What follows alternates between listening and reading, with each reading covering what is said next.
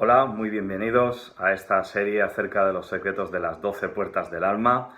Hoy vamos a continuar con este estudio interesantísimo de la palabra de Dios para ayudarnos a nuestra alma, a nuestro corazón, para bendecirnos y para que nuestra alma sea fortalecida. Hoy vamos con esta tercera puerta, que es la puerta vieja. La encontramos en Nehemías, Antiguo Testamento, que es nuestra base de lectura, Nehemías capítulo 3, versículo 6. Es más largo, llega hasta el versículo 12, pero no podemos estar tocando todos estos versículos por falta de tiempo. Os lo dejo para que podáis revisarlos, estudiarlos. Es bien interesante todo ello y se pueden sacar muchas más enseñanzas. Muy bien, leemos así, dice el versículo 6. La puerta vieja fue restaurada por Joiada, hijo de Pasea, y Mesulán, hijo de Besodías. Ellos la enmaderaron y levantaron sus puertas con sus cerraduras y cerrojos. Amén. Gracias a Dios por esta palabra, este mensaje que hay aquí escondido y muy interesante. Decir que en esta restauración participaron 12, hasta 12 nombres distintos encontramos aquí. Pues no es casualidad tampoco este número, ¿verdad? Porque lo estábamos estudiando en otras lecciones anteriores, hablando de que el 12 significa, en el idioma bíblico, en el idioma hebreo, digamos, así es símbolo 12, es el símbolo para autoridad. Y justamente pues son los 12 apóstoles, son las 12 puertas, son las 12 puertas de Jerusalén celestial, que son 12 perlas. Entonces, pues todo tiene mucho que ver y todo está como muy atado y vamos viendo cómo todo esto está identificado con la ciudad de Jerusalén celestial, donde vamos a encontrar un reino de paz y vamos a estar viendo a través de esta puerta, la puerta vieja, bendiciones para nuestra alma. Muy bien, pues aquí hemos sacado 3 enseñanzas diferentes, las 3 muy interesantes y muy buenas para nuestra alma. La primera, la que podemos ver en primer lugar, es que es una puerta vieja, lo cual nos lleva a preguntarnos por las cosas antiguas, por las cosas viejas, qué quiere decir que es una puerta vieja. Todas estas puertas que estamos tocando son puertas para detenernos en ellas y no solamente sacar una sola conclusión, sino descansar en ellas para que nuestra alma sea beneficiada. Las puertas, en aquella época, si veis algún libro o historia, algún estudio de usos y costumbres de aquellas épocas, y sobre todo, por ejemplo, las puertas de Jerusalén, no son unas puertas como las que hoy conocemos de hoy en día, ¿no? A lo mejor de algún castillo que hayamos visitado. Estas puertas eran bien grandotas, eran casi grandes como grandes salones donde se hacían juicios, donde la gente se reunía, donde, por ejemplo, en la anterior que hemos visto, la puerta del pescado, pues cabían mercaderes con la gente comprando. Es decir, que eran tan grandes que tenemos ejemplos bíblicos donde los ejércitos se formaban para la batalla, es decir, que tenían un espacio muy grande donde la gente podía convivir. Ahí en estas puertas también los maestros enseñaban. Jesús enseñó en alguna que otra puerta y los discípulos así también lo hicieron y hasta hoy en día pues esto es algo muy de tradición, muy normal en aquella época y en estas puertas, ¿no? Que, para que os hagáis una idea de que no eran puertas simples como las que conocemos, ¿no? Sino que eran unas puertas con unas grandes galerías. Tenía una galería donde la gente tenía la costumbre de ir a hablar, a escuchar, a participar y acontecían muchas cosas en las puertas. Vale, entonces, en esta puerta, la primera que estamos viendo, el primer consejo que vemos es, nos tenemos que ir a Jeremías 6:16 para entender el primer consejo para nuestra alma. Lo primero que vemos, hablando de viejo, de antiguo, es considerar lo antiguo, es pararnos un poquito en el camino y considerar las cosas antiguas. Es decir, bueno, no corramos tanto, no vayamos tan aprisa y vamos a ver qué es lo que Dios dice acerca de las cosas antiguas, de las cosas viejas, de esta puerta vieja donde nos lleva hablándonos de lo antiguo. Jeremías 6:16 dice así la palabra: así dice el Señor, paraos en los caminos y mirad y preguntad por las sendas antiguas. Entonces esta puerta nos lleva a la senda antigua. ¿Y qué es la senda antigua? Preguntad por las sendas antiguas, cuál sea el buen camino, y andad por él y hallaréis descanso para vuestra alma. Mas dijeron, no andaremos. Esto resume un poquito la sociedad de hoy en día, que se están perdiendo los valores antiguos, las costumbres antiguas, las costumbres de nuestros mayores, de nuestros ancestros, de aquellos que nos precedieron, de toda esta gente mayor que antiguamente, y si vemos escritos, si vemos a lo mejor simplemente una película antigua, cómo nombraban más a Dios, cómo tenían más temor de Dios, cómo nuestros mayores, la gente antigua, la gente de contra más hacia atrás nos vamos, pues la gente tenía más temor de Dios, y vemos como la palabra de Dios nos dice: oye, no corras tanto. Esta sociedad se dirige hacia un sprint, ¿verdad?, donde todo el mundo va corriendo, y vemos como las cosas del pasado, las cosas antiguas, pues son enseguida desechadas, y todo lo más nuevo, lo más actual, lo más moderno tenemos que tenerlo, y lo antiguo parece ser que tenga pinta de que sea malo. Todo lo que es como antiguo es malo. Pero sin embargo, en esta época, hace años, se consideraba mucho la historia, se consideraba mucho a los mayores, se consideraba mucho a estos ancianos que, según la palabra, en Job 12:12 podemos leerlo, dice que en los antiguos está la sabiduría. En los antiguos, en los ancianos está la sabiduría. Hoy en día vemos como un desprecio total por la ancianidad, por los mayores, como que ya no saben nada los mayores, y eso siempre, generación tras generación, va diciendo: bueno, viejo, tú no sabes nada, yo sí que lo sé todo, y tú, vamos, ¿qué estás diciendo? Como dijo un sabio que conozco, dijo, claro, porque el sexo se creó en el siglo XX. Antiguamente los niños, los bebés se hacían en París y nos los mandaba una cigüeña, ¿verdad? Entonces, parece ser que la sabiduría popular de los ancianos, la sabiduría por experiencia, la experiencia de los años, se ha ido anulando. Es una de las señales de los antiguos de los últimos tiempos. Dice la palabra que en los últimos tiempos habrá desprecio de los hijos por los mayores, por los padres. Habrá como un desprecio, habrá como una falta de educación. Y lo estamos viendo, como hoy cada vez las nuevas generaciones van teniendo menos respeto a la gente mayor. Y la Biblia nos habla también, Deuteronomio 32:7, dice: acuérdate de los días de antaño. ¿Te das cuenta? Acuérdate, dice la palabra, de los días de antaño. Considera los años de todas las generaciones. Hay que considerar de dónde venimos. Hay que comprender nuestra historia, la historia, y aprender un poquito de los errores de los demás, de los antiguos. Pregunta a tu padre, dice, y él te lo hará saber. A tus ancianos, y ellos te dirán. Hoy en día, no solamente la sociedad tecnológica ha desechado todo lo antiguo, y cada vez vamos más hacia eso, y también tenemos, por ejemplo, pues desgraciadamente, este coronavirus que está sesgando la vida de nuestros mayores. Oremos por nuestros mayores, pidamos a Dios por ellos, porque este virus está llevándose la sabiduría de los años, de la experiencia, y nos está dejando con jóvenes que nos creemos que lo sabemos todo y no sabemos nada. Y es necesario la sabiduría popular, la sabiduría antigua, la sabiduría que nos lleva hacia los caminos antiguos, hacia los caminos bíblicos, hacia el camino.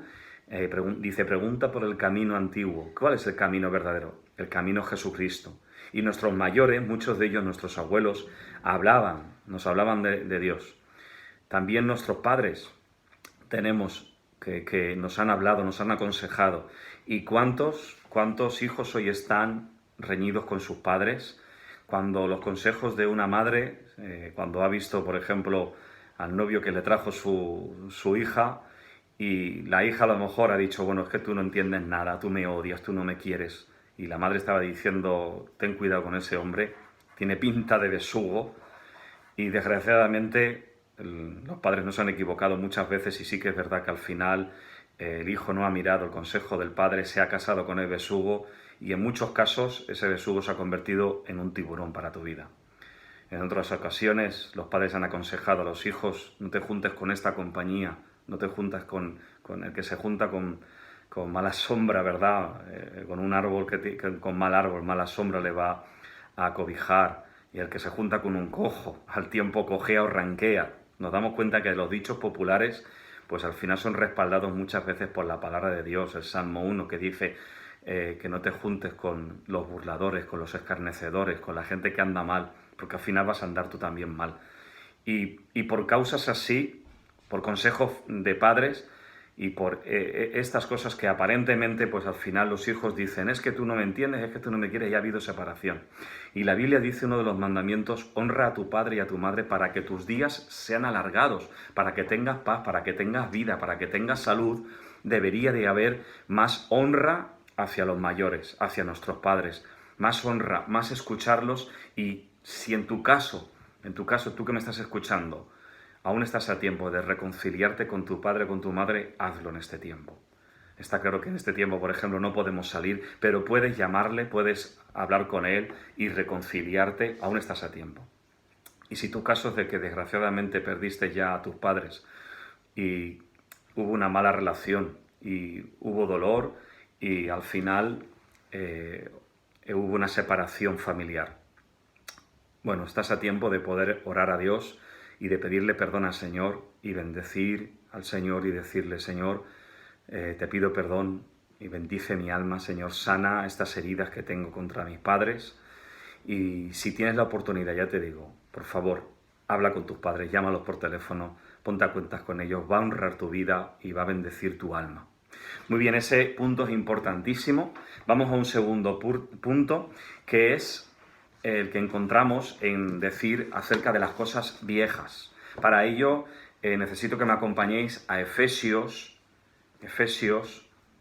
capítulo 4. Efesios capítulo 4, versículos 22-23. Aquí nos va a hablar también, en otro sentido, esta puerta, acerca de las cosas viejas nuestras, acerca de nuestra antigua manera de vivir, acerca de las cosas que tenemos, costumbres viejas, costumbres que hemos llevado desde hace años y que, según Dios, hay que quitarlas. La palabra de Dios dice, en Efesios 4, 22, dice, en cuanto a la pasada manera de vivir, despojaos del viejo hombre. ¿Ves? Ahí tenemos esta puerta acerca del viejo hombre, de la vieja naturaleza, la antigua criatura, ¿verdad que éramos? Que está viciado conforme a sus deseos engañosos. Está viciado. Hay deseos engañosos que nos parecen buenos, pero son malos. Y si renovaos en el espíritu de vuestra mente y vestíos del nuevo hombre, creado según Dios en la justicia y santidad.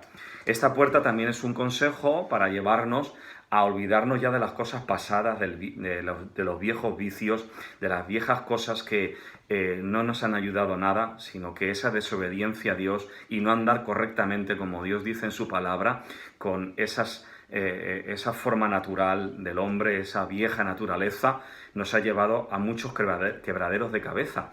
Entonces, la Biblia nos aconseja de dejar atrás el pasado, de dejar atrás los vicios anteriores, de dejar atrás pecados, de dejar atrás la costumbre, la manera de vivir mundana y vivir una nueva vida con una nueva criatura, que es lo que somos. Somos nuevas criaturas, tenemos que ser hechos nuevos, somos nuevos, y esta nueva criatura obedece no al corazón, no al sentimiento, sino obedece a la palabra de Dios. Por lo tanto, sería bueno que orásemos la Biblia, ora Biblia, ¿verdad? Y en este sentido, tomando como referencia Efesios 4, podamos orar de esta manera. Puedes orar de esta manera, luego si quieres puedes repetirla echando hacia atrás este vídeo. Dice, orando este versículo puedes decir, me despojo y olvido de mi yo antiguo en el nombre de Jesucristo. Rechazo los vicios, rechazo todo el pecado antiguo en el nombre de Jesucristo. Me renuevo en el espíritu de mi mente. Sí, Señor, renueva mi mente, renuévame, que mi mente sea renovada por tu palabra, Señor. Y me visto de la nueva criatura. me visto con lo nuevo contigo, Señor. Creado en Dios, estoy creado, esta nueva criatura está creada en Dios, apartada para Dios. En el nombre de Jesús. Ahora, la Biblia sería muy bueno estos dos principios que hemos tenido. Honrar a nuestros padres, considerar las sendas antiguas y luego también echar fuera de nosotros toda la vieja naturaleza, todas las cosas que sean del pecado, sean del mundo, sea lo que no esté en la palabra de Dios, empezar a desecharlo. A veces es mejor entrar, como dice la palabra, en el reino de los cielos sin un ojo o sin un pie, que con el ojo y con el pie en el infierno. Así que hay que considerar qué cosas antiguas nos estaban perjudicando según la palabra y comenzar una vida nueva en el Señor, una vida en victoria. Aleluya, gloria a Dios por su palabra. Y el tercer consejo y más largo, porque como os decía en la anterior lección, tenemos que entender que Jerusalén, ¿verdad? Esta ciudad, este libro de Nehemías, está escrito por judíos para un contexto donde una historia de los hebreos, donde ellos entendían muy bien esta puerta, que estábamos diciendo que esas puertas eran lugares muy espaciosos, a qué nos llevaban y a dónde, qué es lo que quieren decir históricamente, ¿no? En contexto y teológicamente, históricamente, qué significa. Muy bien, pues los comentarios teológicos, los comentarios históricos, tanto de judíos, de rabís, de maestros judíos, como teólogos de hoy en día, apuntan a que esta puerta se llamaba la Puerta Vieja porque era la puerta principal de la antigua ciudad de Jerusalén. Y la antigua ciudad de Jerusalén antes se llamaba de otra forma. Cuando se construyó, cuando se hizo, tenía otro nombre. Era una ciudad contemporánea desde los tiempos en el Génesis, de los tiempos del principio, donde Abraham conoció esta ciudad, y esta ciudad se llamaba Salem. De ahí el nombre de Jerusalén. Entonces, sabemos que por historia que las ciudades, todas nuestras ciudades, por ejemplo en la que habito yo, en Valencia, pues las ciudades iban construyéndose unas encima de otras, y así en toda la historia de la humanidad. Entonces, esta puerta era la puerta principal de aquella antigua ciudad, aquella misteriosa ciudad. Hay mucho misterio a través de este nombre de Salem y también de su rey, el rey Melquisedec, del que se han hablado mucho y se habla mucho, se ha especulado mucho de quién es este ser misterioso, este hombre misterioso, y qué pasaba con esta ciudad, ¿no? Tan misteriosa que podéis ver libros y también hay vídeos en YouTube que hablan de Melquisedec y de esta ciudad tan misteriosa, ¿no? Que tiene tanto que se puede aprender porque es una ciudad del principio, una ciudad del Génesis, una ciudad fundada en los principios de la humanidad, y que hay escritos de ella, hay escritos de esta ciudad. Muchos historiadores de aquella época han estudiado esta ciudad y también de este rey que ha causado mucho misterio y que ahora vamos a simplemente desvelar simplemente con historia bíblica. Muy bien, vamos a ver esta historia de esta ciudad, la podemos encontrar en Génesis capítulo 14 y 17-20. Hay otros versículos que hablan acerca de Salem, hay otros versículos en la palabra que puedes encontrarlo también, pero fundamentalmente vamos a tocar estos dos, Génesis 14, 17, 20 y Hebreos 7, del 1 al 4. Vamos a ir al Nuevo Testamento, a Hebreos 7, para leer Génesis 14 y Hebreos 7, te van a contar más o menos lo mismo acerca de esta ciudad y de su rey. Hebreos 7 dice, porque este Melquisedec, rey de Salem, aquí aparece la ciudad de Salem, sacerdote del Dios Altísimo, que salió a recibir a Abraham, que volvía de la derrota de los reyes, y le bendijo. Hubo una gran guerra y Abraham participó en esa guerra, pero él ganó, él tuvo victoria, Abraham. Y dice, y le bendijo, a quien asimismo dio a Abraham los diezmos de todo lo que había conseguido en la derrota, en esa batalla con aquellos reyes, le dio diezmo, cuyo nombre, el nombre de Melquisedec, cuyo nombre significa primeramente Rey de Justicia. Así es llamado este rey, Rey de Justicia, y también Rey de Salem. Salem es Rey de Paz, ¿vale? Porque Salem significa paz. Sin padre, sin madre, sin genealogía, que ni tiene principio de días, ni fin de vida, sino hecho semejante al Hijo de Dios, permanece sacerdote para siempre. Considerad, pues, cuán grande era este, Melquisedec, a quien aun Abraham, el patriarca, dio diezmos del botín. Muy bien, pues como digo, pues hay muchas especulaciones, vais a encontrar en internet mucha historia acerca de Melquisedec, acerca de Salem también, muchísimo. Hay muchas cosas extrañas y extravagantes y muchos creo que han distorsionado.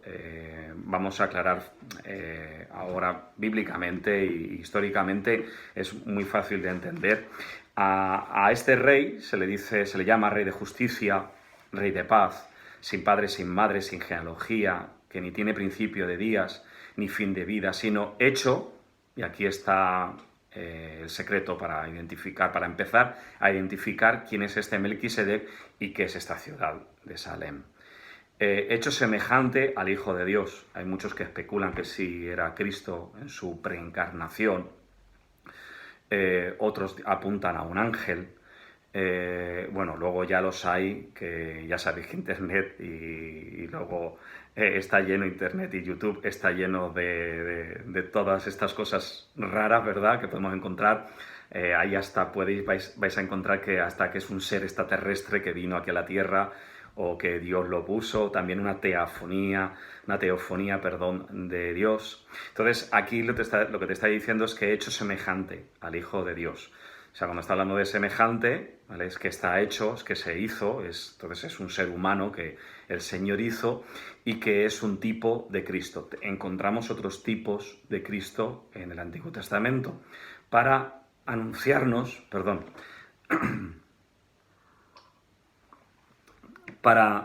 esto sirve en el Antiguo Testamento para anunciarnos y es un símbolo y figura de Cristo.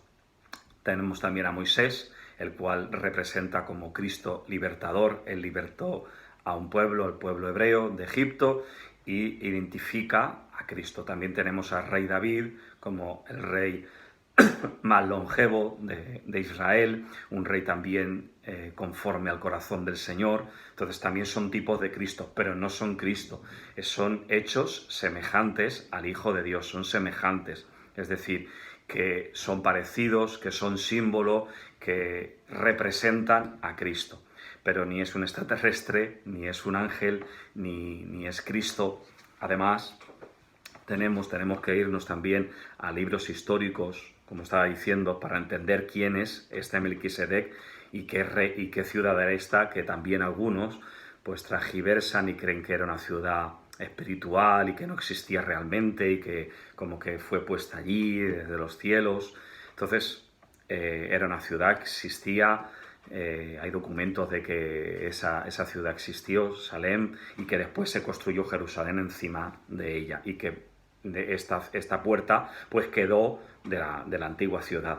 Entonces tenemos que irnos a la historia hebrea para consultar un poquito qué dicen los teólogos, los rabinos judíos.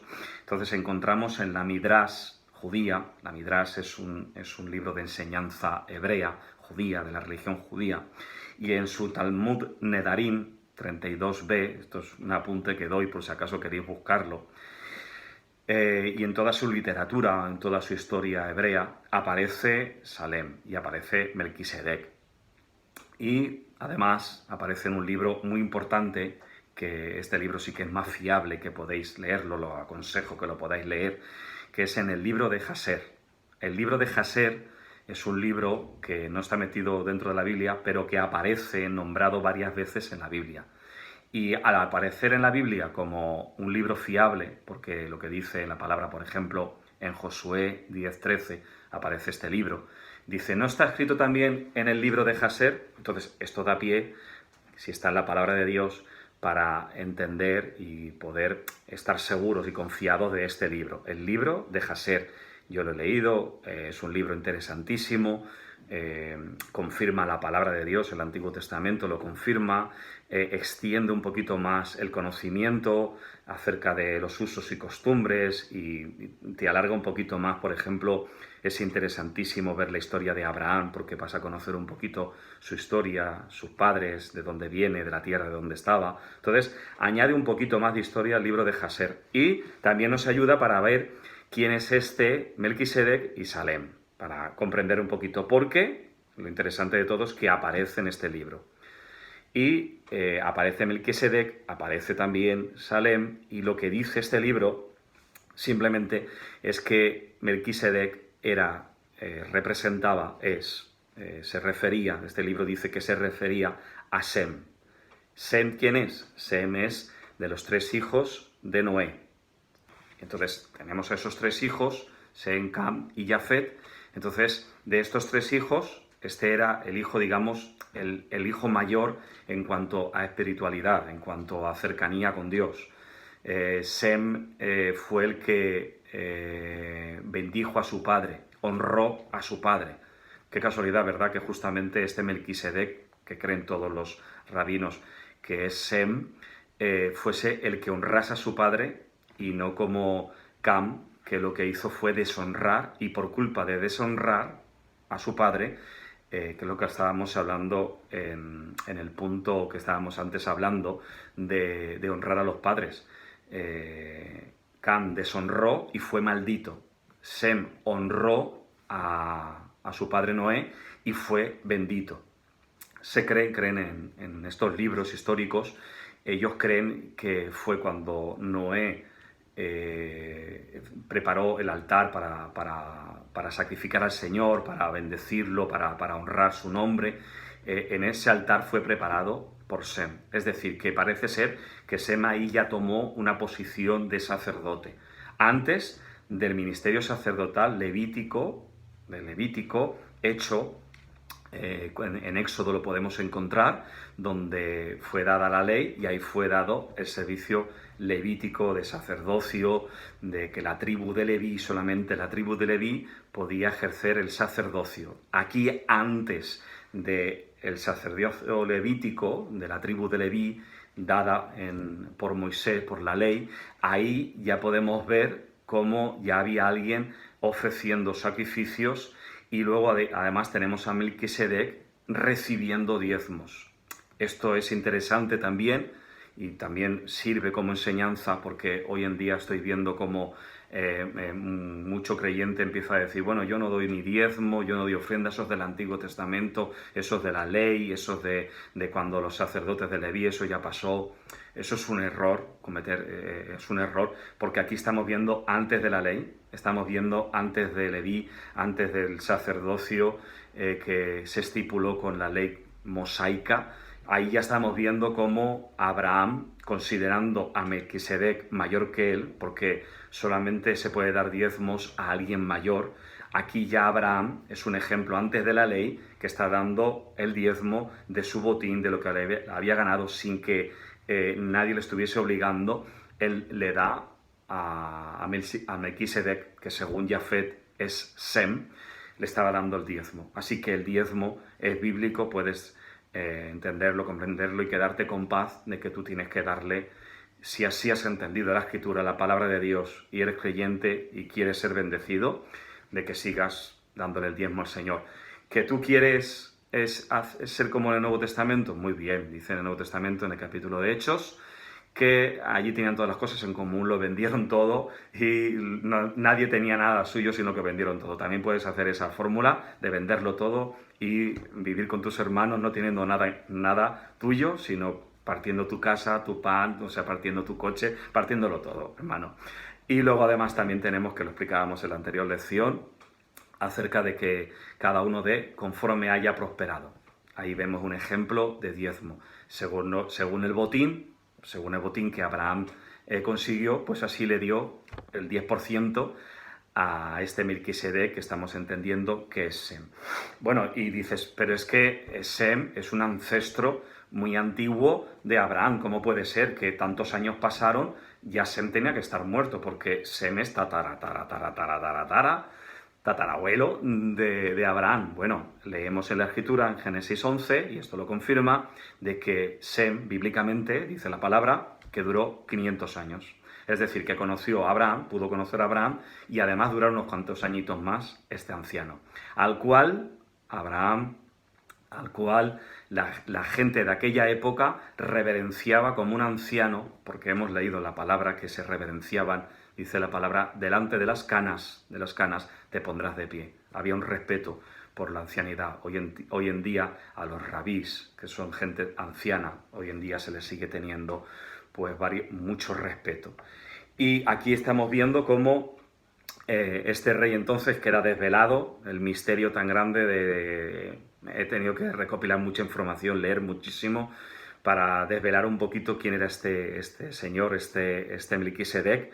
Así que no era Cristo, no era un ángel, tampoco es un extraterrestre, sino simplemente un ancestro que honró a su padre Noé, llamado Sem.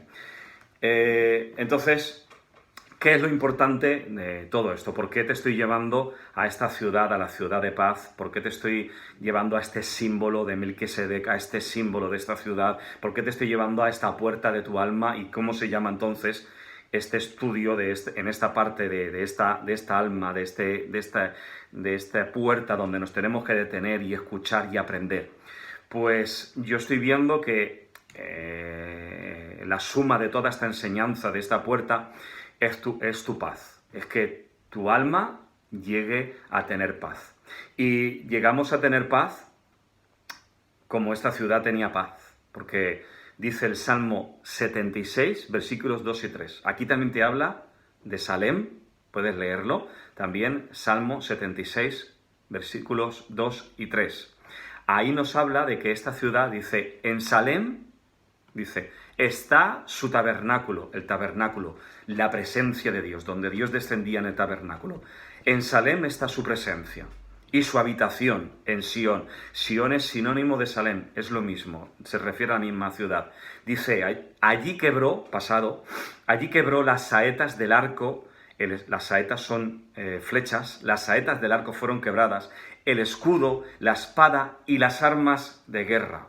Es decir, que en esta ciudad histórica que existió y que había un rey, que se llama Rey de Justicia, lo que se practicaba era la justicia divina, lo que se practicaba era lo antiguo, lo que ya estaba escrito, las leyes antiguas de Dios, las leyes que siempre han estado escritas en los cielos antes de dárselas a Moisés, ya existían esas leyes porque son las leyes por las que se rige el universo que creó Dios. Y esas leyes las puedes encontrar en Éxodo capítulo 20, en Levítico también, en Deuteronomio, capítulo 5. Y ahí puedes ver que esta ciudad que no tenía guerreros, que dice la palabra que habían roto las saetas, las flechas, habían destruido los escudos, habían tirado las espadas y las armas de guerra, no tenían ningún arma de guerra. En esta ciudad no había guerra, no había ni soldados para defenderla porque siempre andaban obedeciendo a Dios, obedeciendo la justicia divina. Y esa justicia divina, ese honrar a Dios, ese buscar a Dios, ese honrar también que estamos viendo ahí en los mandamientos, honrar a los mayores, escuchar a los ancianos. Según dicen en esta ciudad lo que se practicaba era muchísimo la adoración, la alabanza. Dice que cambiaron todas sus armas para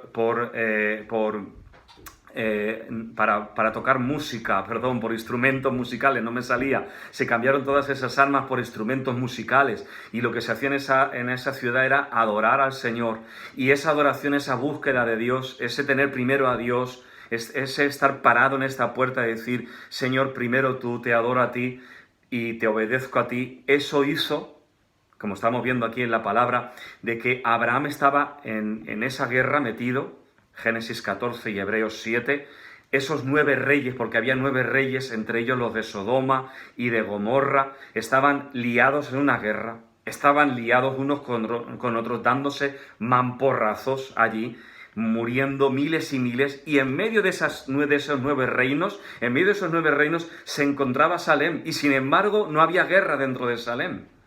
¿Cómo puede ser?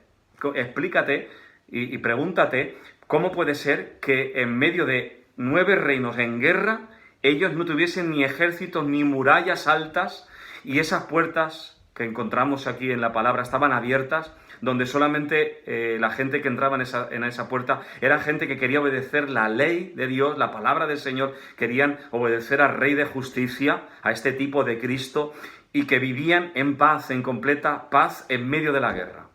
Qué fuerte, ¿verdad? Qué impresionante que esto es histórico, de que no tenían ni siquiera una flecha para tirar al enemigo, sino que su armadura, su arma, su espada era Dios.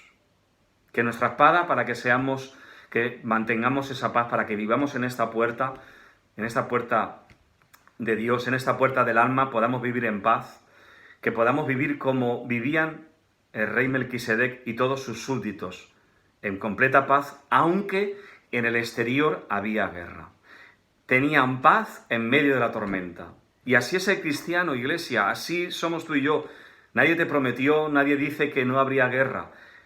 Pero la paz de Dios es una paz que es en medio de la tormenta. Ahora mismo estamos atravesando una tormenta, un virus mundial. Estamos experimentando una plaga que está cosechando muchísimas vidas. Está sesgando la vida de mucha gente. Hay intranquilidad, hay temores, no hay paz en el mundo. La gente está con mucho miedo, tiene miedo de abrazarse los unos a los otros, de poder tener una conversación. Sin embargo, en esta ciudad había paz. En medio de toda esta guerra, lo que te está diciendo el Señor, que podemos tener paz en la tormenta, que con Cristo tenemos seguridad, aunque el mundo se esté destruyendo. Puede que haya mucha guerra afuera, pero en Cristo, si obedecemos la ley de Dios, la justicia de Dios, nos sujetamos al Rey de Justicia, al Rey de Reyes, al Rey de Paz, al Señor de Señores, vamos a tener paz en medio de toda esta tribulación. Me gustó mucho una historia que escuché acerca de un concurso fotográfico que se hizo, y en este concurso la fotografía ganadora tenía que ser aquella fotografía que representase con un solo golpe de vista cómo se podría representar la paz. ¿Qué podría representarse la paz? Y el ganador no fue aquel que hizo una foto a un atardecer precioso, tampoco aquel que le hizo una foto a una paloma de la paz, muy bonita la foto, preciosa, pero no ganó esta foto, sino ganó una foto de un fotógrafo que hizo la foto a una tormenta, una foto de una tormenta, y en esa tormenta se veía un trozo de roca en medio de aquella tormenta, y en medio de esa tormenta había un ave que estaba protegiendo a sus polluelos tranquilamente, en paz, durmiendo en medio de la tormenta, protegiendo a sus polluelos, y en medio de las olas, en medio de la lluvia, en medio de la tormenta, de los rayos y de los truenos, esta ave podía dormir. Y esta foto fue la foto ganadora, porque transmitía paz en medio de la tormenta, porque en el mundo vamos a tener tormentas, van a haber guerras, van a haber conflictos. El cristiano va a estar casi siempre, como Salem, va a estar rodeada de conflictos, pero en medio de nuestra guerra, en medio del conflicto que haya, ahora mismo del temor a este virus, el temor a la economía, el temor a las cosas que estén pasando, nosotros tenemos que conservar la paz, porque tenemos al Rey de Justicia, el Rey de Paz en nuestros corazones. Sea que vivamos, sea que moramos, somos del Señor, pertenecemos al Señor. Él nos ha dado por rescate a su Hijo, aleluya. Él nos ha dado la vida a través de su Hijo. Él nos quiere dar la paz en medio de este virus, en medio de esta hecatombe mundial que hay, de este apocalíptico tiempo. Él te está diciendo, conserva la paz, tú no puedes perder la paz porque yo soy tu paz y mi paz es verdadera. La paz que el Señor te quiere dar y te ofrece es una paz interior, que aunque el mundo está destruyéndose, aunque el mundo no es perfecto, dice Isaías 26:3, Dios guarda en completa paz, es completa la paz que Dios tiene para ti. Aquel cuyo pensamiento en ti persevera, aquel cuyo pensamiento está en la palabra de Dios, aquel cuyo pensar no está en las noticias que está viendo en televisión o en el móvil, aquel cuyo pensamiento no está en la mente propia de una persona, en la mente carnal, en la mente antigua. Su pensamiento no está en eso, su pensamiento está en la ley del Señor. Y es bienaventurado, feliz aquel que medita en tu ley día y noche. En la palabra de Dios está su consulta, su esperanza, su vivir diario, sus noticias son la palabra de Dios. Y la palabra del Señor dice que ni un pelo de tu cabeza cae sin el consentimiento del Señor, que estamos en sus manos seguros. Él es Jesucristo, nuestro Señor, nuestro Salvador, nuestro Libertador. Dice Juan 16:33, dice este Salvador, que para esto nos ha hablado Él. Dice, para esto os he hablado. ¿Para qué nos has hablado, Jesús? Para esto he hablado mi palabra, dice Juan 16:33. Para esto he hablado mi palabra, para que en mí, dice el Señor, tengamos paz y vivamos confiados, aunque en el mundo tengamos aflicción. Confiad, dice, en el mundo tendréis aflicción. El Señor no te dice que en el mundo no va a haber guerra. Va a haber guerra, hay desastres. Alrededor vamos a tener aflicción, hay muchas cosas que nos afligen. Pero sabemos que como Él ha vencido al mundo, nosotros también vamos a vencer al mundo. Tú también vas a vencerlo todo si conservas, si meditas en la paz del Señor, en la palabra de Dios. Tú y yo habitamos en Salem, en la ciudad de justicia. Esta tiene que ser tu ciudad y tu bandera. Está muy bien que uno ame su bandera. Yo amo la bandera de España, amo mi patria. Está muy bien que uno ame la bandera de cada país, pero nuestra bandera es Jesucristo. Nuestra bandera es esta ciudad de Salem, donde reina la paz.